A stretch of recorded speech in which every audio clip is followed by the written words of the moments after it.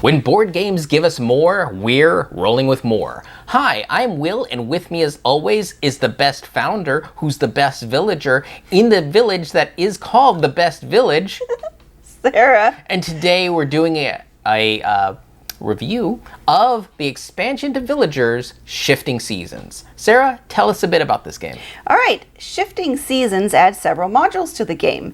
They are events, special villagers, the clay suit, teams, Monastery Solo mode, and extended game rules.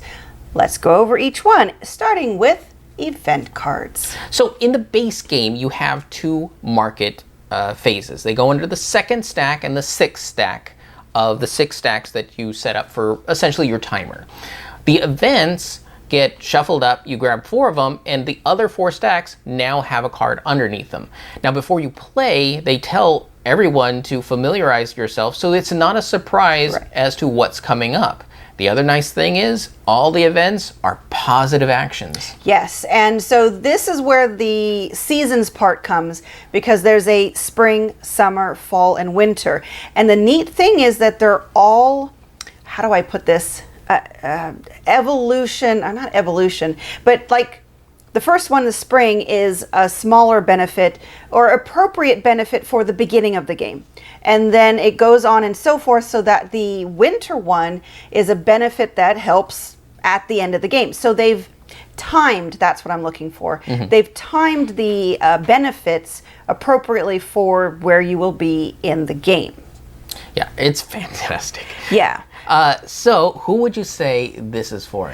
This is for people that want abundance. Now, it does add a little complexity because you have to plan ahead. Not all of them are just going to be free bonuses. Some of them you will have to be able to capitalize on. Yeah, you need to do a little bit of setup because you need to have this icon before you can score these points type of thing. Exactly. But it is just going to make things feel bigger and better and getting ahead of things.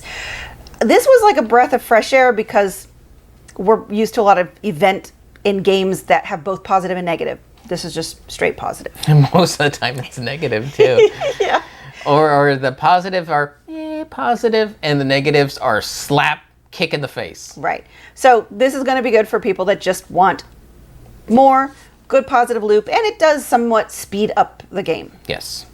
All right, special villagers. Well, special villagers basically are ways to bend or break the rules of the game. So these just do that in more abundance.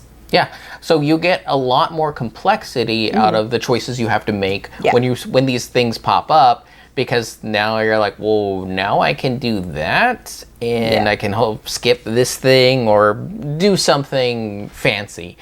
So yeah.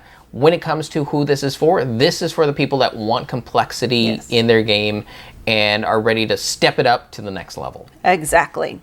All right, the clay suit, now this is just used in a 4 and 5 player game, and it is for using the expanded rules. That's the other main part, which we'll talk about in a little bit. The other main part of this expansion is just longer game. So to do that for the 4 and 5 player counts, you need to add more cards to the game. So they added a whole new suit. Now there is, I think, a way that you can use the suit instead of other suits at lower player counts, I believe, in the game.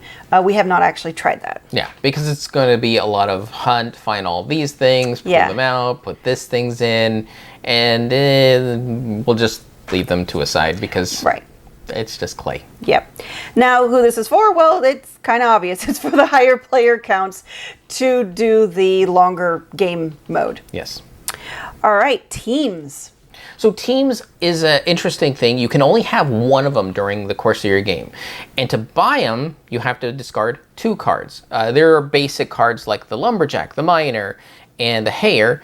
Those only cost 1 card to discard. They're always available, but it costs you a card to get rid of. This one, you get rid of 2, and you choose whether you get a food or a build icon. And these are the main mechanisms of how you draft and how you play. Mm-hmm. So you either do that for the main game, or they said if you're starting out a beginner and you want it easier, you can just give them to each player for free, and that's when they choose. Yeah, because There have definitely been some games we've played where, because of the randomness of the deck, food and build icons don't come out a lot, one or the other, or both. So this gives you a solid way to shore up at least one of those icons. And you can only ever have one team.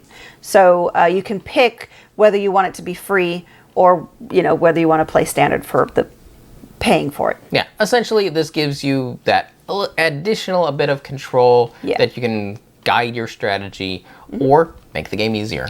Right. So this is for those players that are beginners, makes it easier, or intermediates who just want more options and access to things.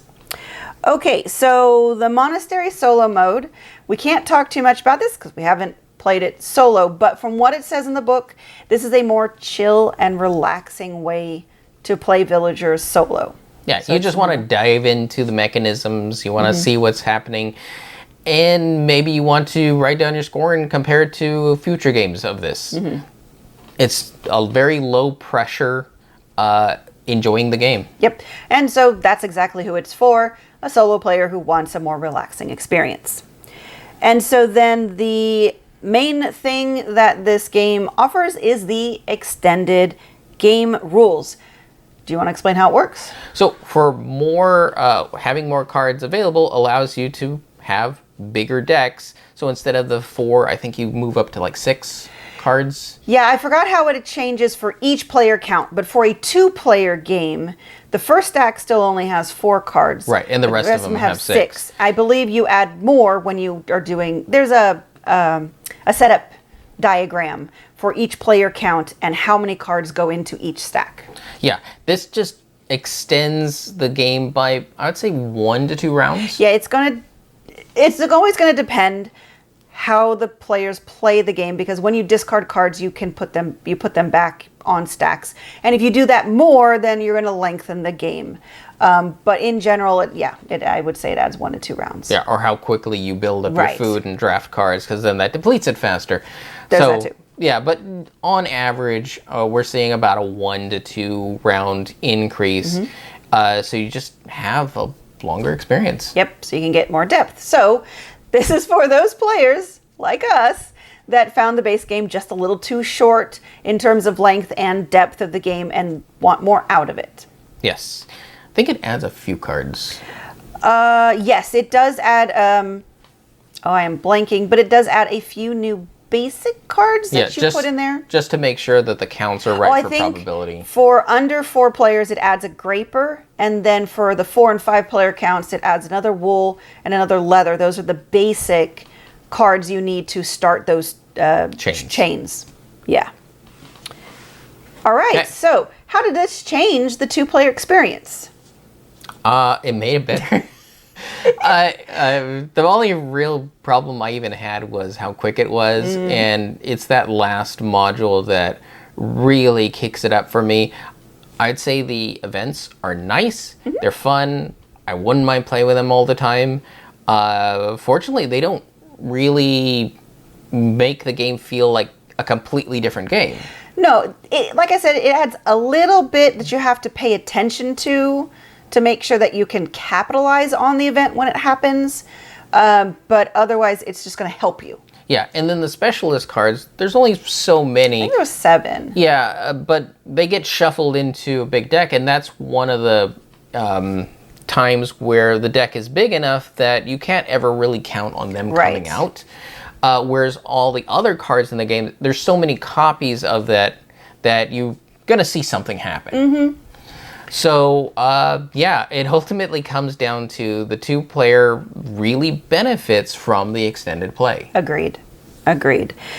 For accessibility, nothing really changed one way or the other because it's the same smart graphic design. The iconography is the same, which is great. I mean, it was good in the base game. They didn't make any deviations. So it all still works really well. And the new things you need to learn, again, they put all the information on there so that you don't, like all the event cards, it has everything you need to know right on the card. So you don't have to look anything up or remember anything for how it works. Yeah. So accessibility didn't change one way or the other. It's just as good. Yes. Okay, so let's talk about how our opinion changed of the game. Did you want to go first? This made the game from a good to a great game for me. Because I needed that extra bit of time, because I was getting to the end of a strategy, and right before I realized it, the game was over in the base game. This game allows me to see my strategy and actually play with it a little bit. Yes. So it was those last two steps that I felt I needed to have the full, well-rounded experience for the game. And this gives it to me. So then how did it change your rating? So my rating started out as a 5 because the only thing was it was doing a little bit quick, a little too quick. Yes. So this pumps it to a 6. So now it is a perfect game for you. Yes. So for me, I pretty much agree. The extended gameplay is the only way I'm going to play it going forward. Even if we're teaching it to friends, maybe some beginner people, but then on the other hand, like we talked about in the main video for the base game, this is not an introductory game. I would teach them Sushi Go or other drafting set collection games. But for most of our friends, I would teach this with the extended gameplay because I think they'd really enjoy it. And I really like the events. I'm just super pumped that they're all positive. And it's just like, thank you. I can't say thank you enough for just good. I'm always one of those people that just loves positive player interaction and just positive loops of let's move the game forward and have fun, because the last thing you really want is just to get hit over the head by something random that you have no control over. Which is really funny because I think the base story of Villagers is that you're coming out of a famine. Right. And you now need to rebuild. So it's funny that all your events don't have anything to do with famine or bad times pestilence. Are all gone. They're all behind it's us all now. Sunshine ahead. Yes. Hey, that's good for me. I like it. So for me, the expansion fixes that the shortness of it and then adds things that I really like. I mean, even the special villagers, sure, they may not come up very often or all the time, but when they come up, it's fun to have new, interesting things to think about. Can I use this very specialized person to make my village better? So I pip it up to a 5. It makes it a game that I would really like to play most of the time. So 11 out of 12. Yes. Now let's go to our conclusion. So for 2 players, Will, do you recommend it? Absolutely. Yeah. In fact, more so than just the base game. I agree. I think at this point, if you're an experienced gamer, I would say buy Villagers with the expansion. You'll probably need to play 1 game with just the base game, but then move to the expansion and you're going to be good. Real good. Yes. For accessibility. Yes, it didn't add any problems that, we didn't identify in the base game. And we also talked about certain solutions that you can do to get around coins if you just figure them out by their size. Yeah. There's ways to work around that. Accessibility-wise, perfectly fine. Yep. It's the new concepts do not feel like they're overloading anybody, and there's always a great explanation and all the information you need on the cards. So, just to wrap it up one more time, for the ratings, Will, you gave it 6 instead of a 5. And I picked up. Yep, and I gave it a 5 instead of a 4. So now we're at 11 out of 12. Yeah, it's a nearly perfect game for us, and would definitely recommend you checking it out. Agreed. Sarah, we know that your village is named the best village. It is the best village. What is the name of your rival village? The worst village ever. And it's the worst village ever, because they had to have a little thing at the end, because there was already a worst village. So they're the worst village ever. Which is funny because she only played against me, which makes me her rival. So now you know what my village name is. But that will do it for us here. And we've been rolling with more. And remember, if you have any questions, comments, or concerns, you can reach out to us on the various social media platforms at Rolling with 2. That's TWO. We are on Twitter, Facebook, and Instagram. And on YouTube, please like and subscribe. And if you have time, check out the other content Nanaman has found for you. Because remember, he's rolling with you.